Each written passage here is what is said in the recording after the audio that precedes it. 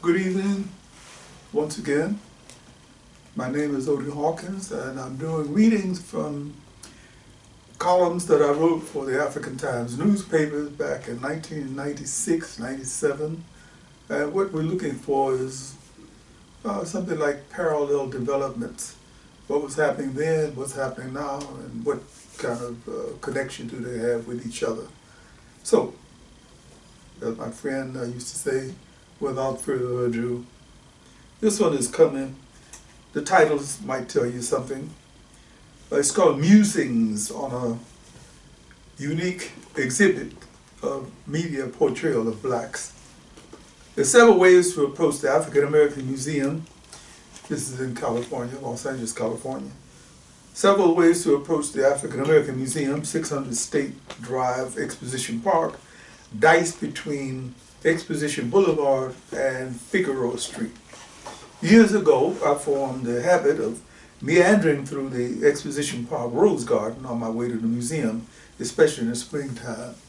The Rose Garden is parallel to Exposition Park, Exposition Boulevard. You remember that as you go before the train came meandering through there. It must be considered one of the most beautiful gardens in the world. Roses of every color, aroma, size, and shape are planted there, and unbelievably, it is open to an adoring public daily. On my way to the current exhibitions at the African American Museum, I was enchanted by the sight of a diminutive couple of Guatemalan parents. I asked them, "Where you guys from?" They were about 5 feet tall. As I watched them gently lifting their two small children from rows to rows to sniff at the flowers like human hummingbirds. Inside the museum, on display in the main gallery, is the work of Noah Purefoy, who along with the inimitable John Otterbridge can sing songs with metal and add dimensions to your understanding of the power of found materials.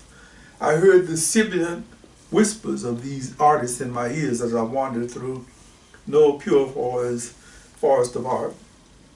David Bates, Murray Norman DePillars, Margaret Burroughs, Charles Burroughs, G. Annette Glover, Tabula, Elosia Tanina Shango Bumi, Oshala Shiada Labu, Cedric Adams, Hendrik Cristobal Garcia dos Mincho, Abdias do Nascimento, DJ Robinson.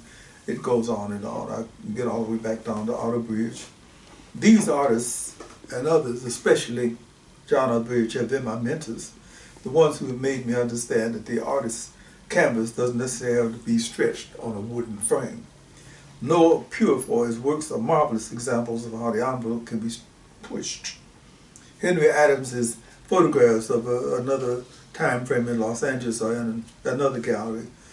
Several of the photographs are worth taking a trip from wherever you have to come from. A classic study of Nellie Letcher, Diamond Washington, Earl Bostick, and Jimmy Witherspoon having fun on somebody's stage.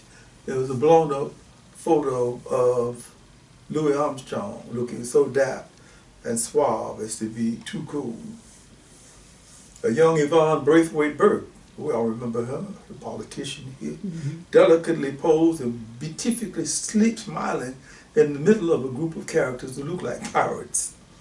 In the next gallery, there are prints and extremely literate essays explaining these excerpts from ancient copies of Harper's Magazine and other publications.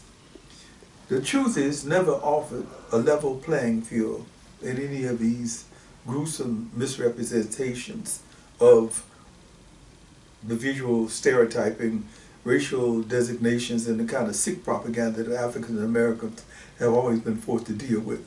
Those are the photos that show people being hung and lynched and so forth. For example, as a way to slander Africans who obviously wanted to do more and be more than slaves, a couple has returned from a European holiday with turned up noses, umbrellas, and fine clothes back to the plantation. Yes, back to the plantation. Some of the propaganda is so absurd it mimics being clever, but it's always dangerous.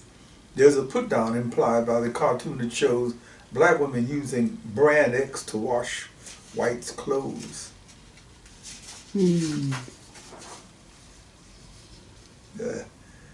The unappreciated laborers are endorsing more than so. They are endorsing a way of life. And there's more, much more to go and see for yourself. Finally, despite the fact that the museum is closed on Mondays, open Tuesday to Friday, 10 a.m. to 5 p.m., the executive director, Mrs. Jamesina E. Henderson, gave Media Watch access to the space. For information about exhibitions, call 213-744-7513. And don't forget to smell the roses before and after you've seen the exhibits.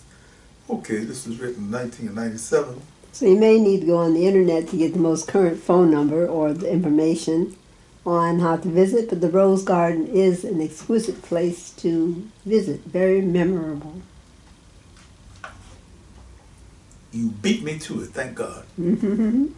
But the museum is still there, and yes, every year they do the kind of thing that you really would like to see an African American museum do. I think Norma was saying at the end of certain seasons they give away some of the roses, or they give, they're in the process of changing. Right? So, once you check and see, they are currently giving away some flowers or plants.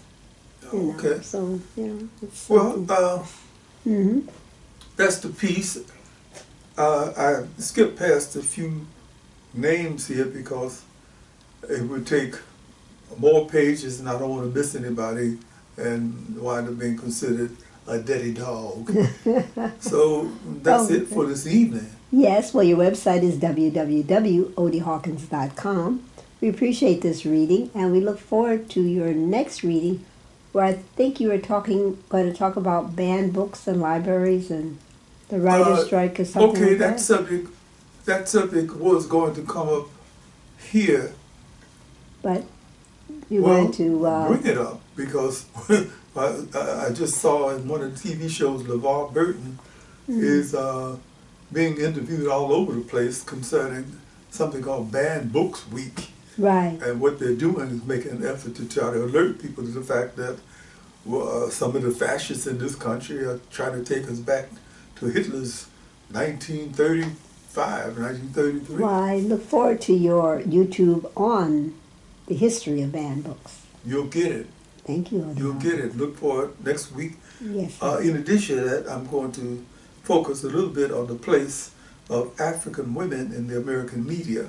Ah. And I'm being specific about African women, not African American women. They are there. Pat Harvey and Joanne Reed, and you could go on and on. But Joanne Reed's parents, I understand her father is an immigrant from the Congo. But I started looking at television recently, and I thought, I don't see any women from Africa here. You can look through all of the MSNBCs and all the other things and not see women of African descent.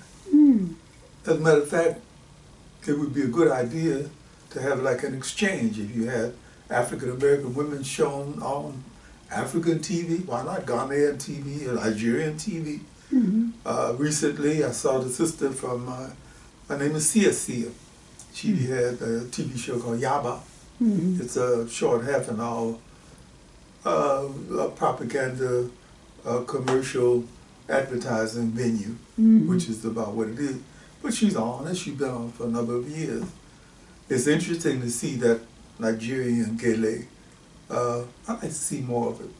So, having said all that, I'm going to say to you, Yes. Thank you, Odie.